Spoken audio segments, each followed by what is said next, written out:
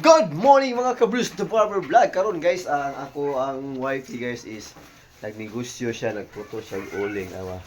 Awa mga ka-Bruce the Barber.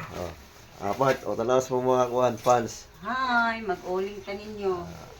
Nagputo siya ng uling kay daghang mangita ring uling nga putos-putos ra, no? So wala mi ka vlog kayo kay tungod lagi ka ng na estudyante is kuan na kanay klase, so among vlog ani is tighi lang. So tanawan niyo ang negosyo niya.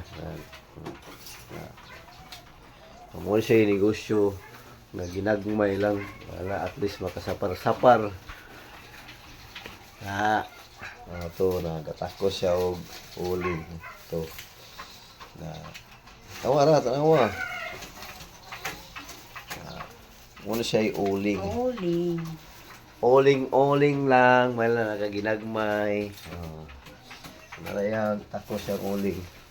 Tag-gis ni siya, tag-gis ang putos. So, sa katong mga malit og uling diha, malit na mo. Di ko dalim putos, abog pod. Ito na. Nakalawa na. Busgan tayo.